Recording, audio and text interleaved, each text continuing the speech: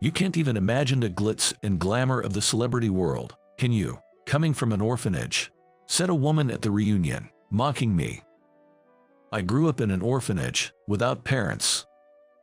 Knowing this, she has always ridiculed me. And compared to that, you're just pitiful, raised in an orphanage with hardly any connections, completely alone in the world, aren't you? She bragged about her happiness, flaunting her engagement to a wealthy heir. Just as I was getting fed up with her attitude, a beautiful woman appeared. My name is Ryan. I'm just an ordinary 25-year-old man, but there's one thing that sets me apart from others. I don't have parents. I've been living in an orphanage as long as I can remember. I don't know much about it and don't want to, but apparently, my parents died in an accident when I was less than a year old. It's a sad story, but since I can't remember their faces or voices, I never really felt the sadness. The orphanage staff were sometimes kind, sometimes strict. Thanks to them, all of us who grew up together were full of compassion and grew up properly. When I started elementary school and met friends outside the orphanage, I realized my situation was rare. At parent-teacher events, I was always the only one without parents. The teachers from the orphanage would come to events like sports days and concerts, but they weren't just there for me. They came for all the kids from the orphanage. At my first sports day in the first grade, I felt lonely for the first time for not having blood-related parents. Besides the loneliness of not having parents, growing up in an orphanage had other downsides. Hey, homeless, you don't have a home, do you? Poor thing. Some classmates would tease me after finding out about my circumstances. I do have a home. That's not a home. It's more like a kindergarten. To me, the orphanage where I was raised was definitely my home. In fact, since that's all I knew, I even thought it was normal. Besides, I do have a family. A family without a mom and dad. What kind of family is that? I truly thought of the teachers and my peers as my family. Now as an adult, I wonder if blood relations are really that important to being a family. But back then, I couldn't say anything and just froze. One classmate, Emma, was particularly harsh in her teasing. She was always bright and seemed to be the center of her group. Look at this, isn't it amazing? I bought it on a trip to Hawaii. After long vacations like summer break, she would always brag about something. She'd talk about family vacations or staying at a relative's vacation home. It would have been fine if she just bragged, but look at this, Ryan. I bought it on a family trip. It was so fun. Well, you probably wouldn't know about that. That's how she used to mock me. She probably felt superior by using my upbringing in an orphanage as leverage. I didn't envy her travels because I had fun in the orphanage, but it was frustrating. I told her many times to stop teasing me, but she never listened.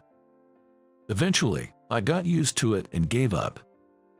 By some twist of fate, I ended up going to the same high school as Emma.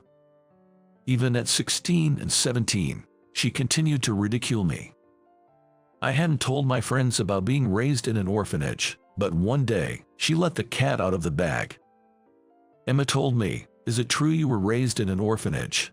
"Yeah, actually, it's true." I wasn't hiding it out of shame. I just thought it would be a hassle if more people like her, who had been laughing at me for nearly a decade, started to mock me. Really, sorry if I upset you. I just wanted to know if it was true. What? What do you mean, what? Unlike Emma, he didn't change his attitude after finding out I was from an orphanage.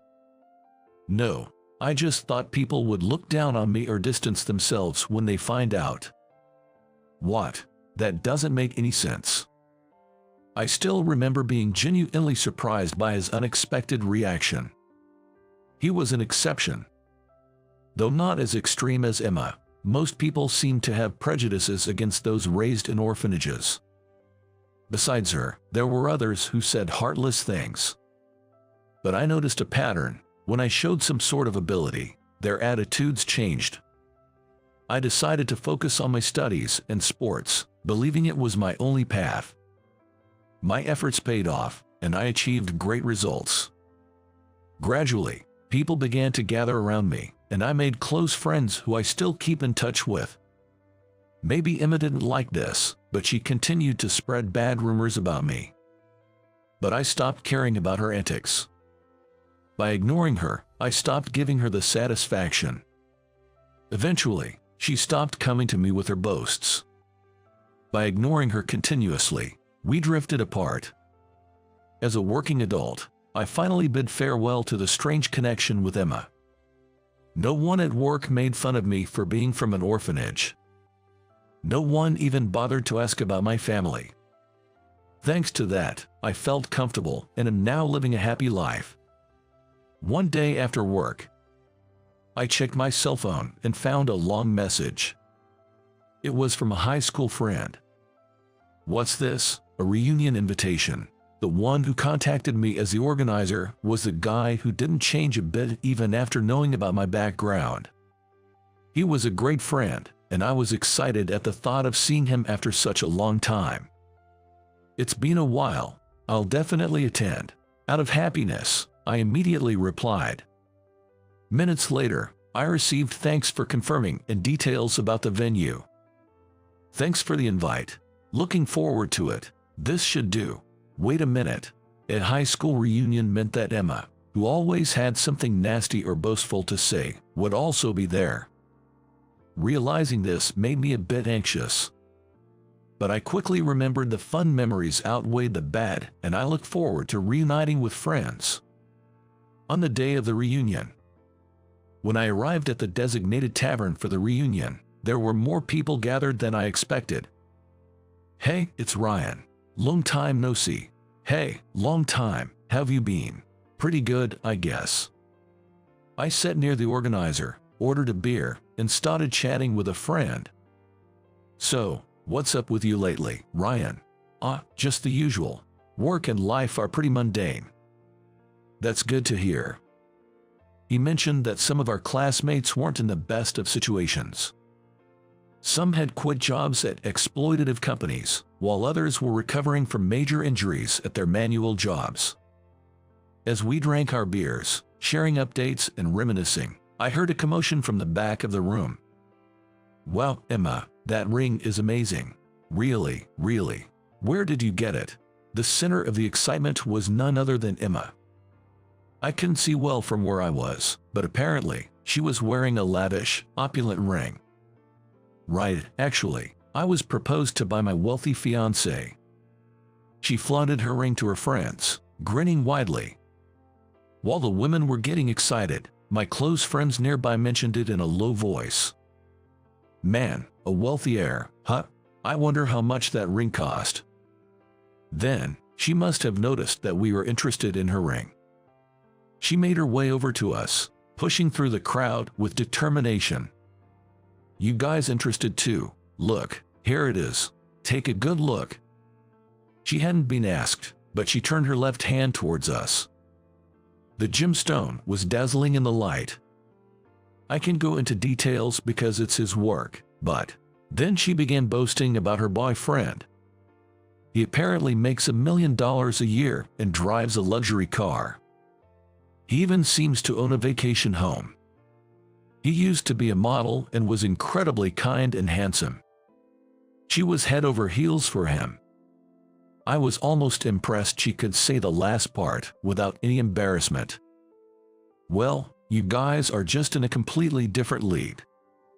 Her unnecessary remark caused some irritation. Then, she turned to me with a laugh. You can't even imagine the glitz and glamour of the celebrity world, can you? Coming from an orphanage, she bragged about being born into the upper class, enabling her to marry into wealth. She spoke of her wonderful in-laws and how loved she felt by her fiancé, with a deliberately unpleasant demeanor. Compared to that, you're just pitiful, raised in an orphanage with hardly any connections, completely alone in the world, aren't you? I was just dumbfounded by her ignorance. You seem to be under some misconception, I began to say, about to reveal the truth. At that moment, I felt the warmth of someone's touch on my right arm. At the same time, a familiar sweet scent of perfume wafted over. "Excuse me, do you need something from my husband? Please don't cause any trouble." It was Sophie who intervened to restrain Emma. "She is my fiancée." "Oh, Sophie, you made it already." "Yeah, I hurried to finish up my work." She had an unavoidable job and was supposed to be late.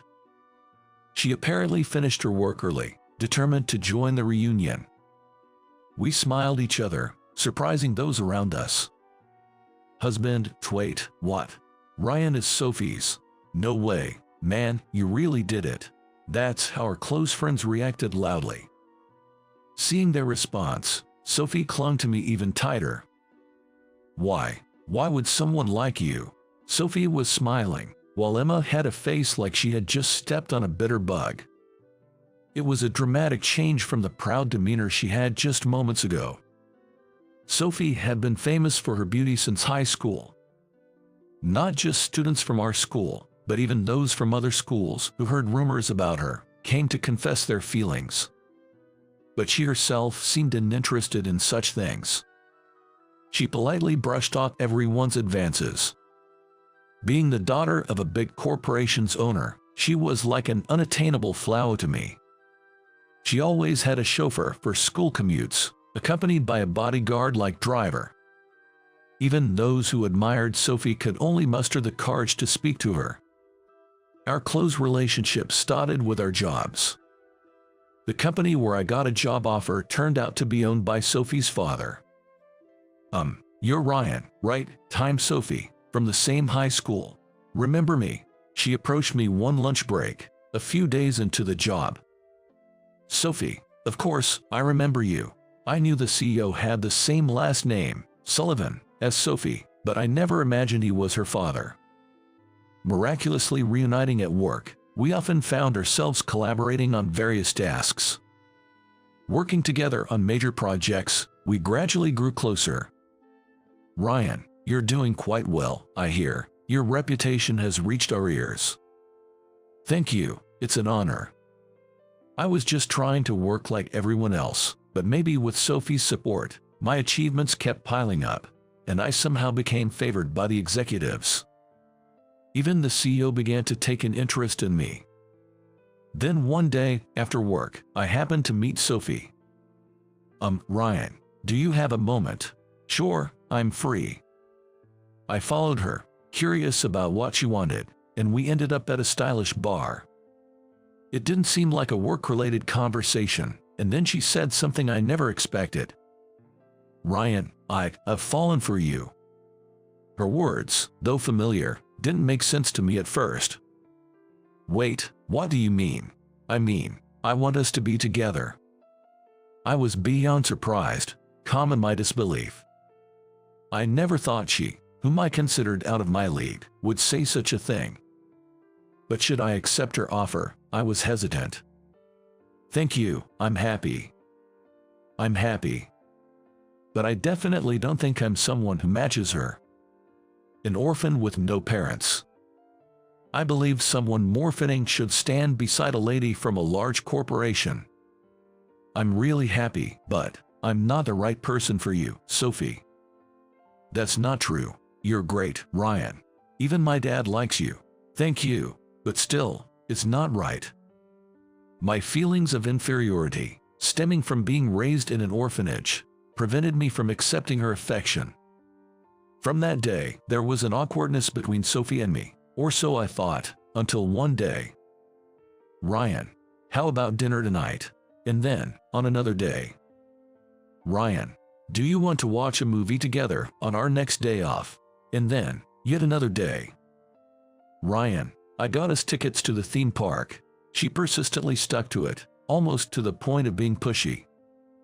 Her earnestness touched my heart, and I finally shook off my inferiority complex to start dating her. Before we knew it, things progressed rapidly, and recently, we got engaged. Now, we're preparing for our wedding next month, amidst our work schedules. When Sophie explained how everything unfolded, our friends clapped and celebrated. Meanwhile, Emma looked frustrated, contorting her face in dismay. Ryan isn't alone in the world. I'll make him happy. Besides, the smallest unit of family is a couple. A couple is, after all, two unrelated individuals by blood, right? Sophie questioned, but Emma just clenched her fists and groaned. Then Sophie continued. So, happiness has nothing to do with blood relations. You kept mentioning that it was raised in an orphanage, but what does that matter? It doesn't affect our happiness now, does it? Emma finally reached her limit under Sophie's barrage. She grabbed her belongings and stormed out of the tavern, glaring at us with a demonic expression. Some time after that incident, Sophie and I attended a party we were invited to for work. I was wondering whether I, just an employee, needed to be there, but according to Mr. Sullivan, the CEO, you might be the future CEO, so attend and learn. That seemed a bit premature. The man himself was probably somewhere in the venue, networking with people from various companies. Ryan, there's Mr. Bennett. Oh, right, let's go say hello. In a crowd, I spotted the president of Bennett Construction, one of our major clients. Mr. Bennett, it's been a while. Sophie greeted the tall, intimidating Manuel. Miss Sullivan, likewise, it's been a while. He replied with a gentle and soft voice, contrary to his appearance. I had met him a few times for Sophie and was always surprised by the contrast between his looks and demeanor. As we chatted with Mr. Bennett, a voice called out from behind us. Dad, I've finished greeting everyone. The voice seemed directed at Mr. Bennett. That's good, Julian. Networking is important. Use these connections in the future. Commenting on his having a son, I looked at the face of this Julian. I listened to his greeting, thinking he looked vaguely familiar. He seemed to have his own thoughts about me too, as we faced each other again with a strange atmosphere. Nice to meet you, I'm Ryan. Ryan. As I introduced myself, his eyes widened in recognition. Remembering him, I exclaimed, Julian, is that you? Ryan, it is you, isn't it? Julian, you know him? Asked Mr. Bennett, looking puzzled at us. He probably never imagined we had a connection. Yeah, we were in the orphanage together in the past. Julian replied softly. Upon hearing this, Mr. Bennett smiled warmly, saying, Is that so? Is that so? It seems he holds no prejudice against those who grew up in an orphanage. I've heard from Mr. Sullivan that you're an excellent son-in-law. If he says so much, you must be working hard. I respect that. I was overwhelmed by such unexpected praise. Julian left the orphanage when he was about to enter elementary school. He, like me, didn't know his parents, but fortunately, someone came to take him in. That someone was the then Mr. Bennett. Hey Ryan, let's play tag, albeit. But Julian, you run so fast, I can't escape. Ready, set, go. 1, 2, 3. Julian often invited me, a year younger, to play with him. It felt somewhat forceful, but I enjoyed playing too. Of course, Julian and I have no blood relation. Yet, we always thought of each other as true brothers. I cried when he was adopted. I deeply mourned the loss of my closest family. Nearly 20 years later, I never imagined we would reunite like this. It seems Mr. Bennett adopted Julian because they couldn't have children. He had a physical issue and was concerned about the company's succession. So, he opted for adoption, as he told me. Because of his experience, he doesn't see being raised in an orphanage as something special. There's no blood relation, but I'm grateful for being raised well. Julian said, the room filled with smiles at his words. Mr. Bennett seemed a bit shyly. Julian continued to say, I'll support my parents from now on. Julian aims to be a worthy successor, repaying the kindness of being raised. My brother, who was suddenly separated from me in our childhood, is now living happily like this. Knowing this, I felt as happy as if it were about my own life. Then, a woman appeared. a voice I remembered from a recent unpleasant encounter. "Julian, sorry to keep you waiting." "Wait, why are you two here?" It was Emma, dressed in an overly flashy dress. "It's more like my line. Why are you here?" Sophie stepped between Emma and me. Since the reunion, she seemed wary of Sophie. "What do you mean why? Can't a fiancé attend a party?" Emma sarcastically responded, clinging to Julian's arm as if showing off. So, the wealthy fiancé was Julian. Our strange connection with Emma was almost eerie. As I was thinking this, Julian asked curiously, "Wait, Emma, you know them?" "Yeah. These two are my high school classmates," Emma explained in a manner not fitting her elegant appearance. "Really? That's a surprise. I have a connection with Ryan too. He's like a brother to me. We just reunited today after about 20 years. Hearing Julian's story, Emma frowned. It seemed less like she was angry and more like she couldn't comprehend his words. "Oh, like a brother. But Ryan's just a pitiable orphan, right? Why would you, Julian?" "Well, Emma, that's harsh." Julian, also an orphan, was shocked by her demeaning words. "I told you, I was adopted. Before that, I was in the same orphanage as Ryan." He spoke sadly, and Emma stood there, shaking and dumbfounded. Mr. Bennett, watching sharply, seemed the most critical of Emma's behavior. His stern face, when glaring, was so intimidating that even I, who wasn't the target, felt shudders. "Emma, do you have a prejudice against being raised in an orphanage?" Well, I wanted to say something too, but I was lost for words in this terrible atmosphere. Then Sophie spoke up. She used to tease him back in high school. Even at the recent reunion, she said terrible things to Ryan. Emma tried to make excuses but cowered under the cold stares from Mr. Bennett and Julian. After a silence, Emma finally spoke, tears in her eyes. "It's not that, it's just..."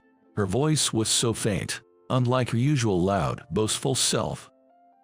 "I was just jealous. Emma's parents were remarried to each other, and she was her father's child from a previous marriage. When she started elementary school, her parents had a son. The parents only doted on my brother. They never showed me any love. She received food, clothing, and school supplies. Though it was more an afterthought, she did go on the family trips she used to brag about. However, the way her brother was treated compared to her was like night and day. She felt unloved, as she wasn't their mutual child. I wasn't abused, but I wasn't even allowed to interact with my brother. I never knew what family or siblings were supposed to be like. Then she met me. She learned from somewhere that I was raised in an orphanage, without a blood-related family. She had a family but no place in her home. I had no family, but a comforting place. Seeing me, who had what she lacked, she couldn't help but attack. That's why I pretended to be cheerful and exaggerated my boasts. I just wanted to fit in at school. Emma. She lined up boasts and lies, creating a circle where she was celebrated. Desperately gathering friends, she sought her place. Yet, the orphan with nothing was now smiling with friends. Seeing me, trusted and respected, her jealousy grew uncontrollable. "But you never cared," she said. I ignored her for convenience, but to her, it seemed Ryan had grown up. It's not that I didn't care. Her obsession and noise seemed pitiful, and she eventually stopped attacking. "So why did you say such things to Ryan at the reunion?" Sophie asked angrily. Emma, on the verge of tears, whispered. "I got carried away. Julian proposed, I even got a ring, and then I said those things." Her tears smeared her makeup. Ignoring that, she suddenly apologized to me. "I'm sorry. I'm really sorry for everything." Emma, her apology seemed sincere. Not just words, but truly from her heart. But how could I easily forgive over a decade of harassment with just one apology? "Emma, I'm really happy now, being adopted by my father, but being in the orphanage wasn't a misfortune. I had many friends with similar experiences. The orphanage housed children with various backgrounds. We understood and supported each other, living happily. There was some loneliness without parents, but it wasn't solitary or miserable. Right, Ryan? Yay! I smiled a bit at Julian, who had spoken for me, and turned my gaze back to Emma. She apologized to me again, clearly understanding the gravity of the situation. Emma, I'm sorry. I just can't sort out my feelings right now, so I need some time to think about the marriage. She looked a bit surprised at Julian's words, but she didn't make a scene or reject him. I'll call a cab for you, so please go home and think it over, Julian said with a firm demeanor, although it must have been tough for him to say that. He probably did this considering that the disdain for being raised in an orphanage wasn't just towards him. Emma quietly said okay without any fuss and left the scene. Later, Julian informed me that the engagement with Emma was called off. It seems she was the one who proposed ending it. He still doesn't seem to completely dislike her. Indeed, considering Emma's family circumstances, there's room for sympathy. That's what I thought, but Sophie had a different view. I won't sympathize at all. Her family background and her continuous harassment are separate issues. We shouldn't pity her until it's clear she's really repented and changed, right? Well, you might be right. By the way, Sophie, you're kind of tough on Emma, aren't you? I was concerned about this since the reunion and the recent party, where Sophie was noticeably cold towards Emma. I asked her if there was any particular reason for this, to which she replied a bit sulkily. It's just a rivalry. Rivalry? In high school, I thought she liked you. I always assumed she was being snide to get your attention. Sophie said this shyly. That means she had been watching me since then. The fact that Sophie, admired by everyone, had such thoughts about me was quite a surprise. Really. Feeling both surprised and happy, I found Sophie even more endearing. Remember at the reunion, you said happiness doesn't need to be related by blood. That made me really happy. The fact that Sophie became part of my family, and that her family has been so good to me. For me, that was a great happiness. I think the bond is what's important in a family. Yeah, I think so too. Let's never forget this. Saying that, we shared a laugh. Our wedding. Since I had no relatives, it was a small ceremony in a church, just the two of us.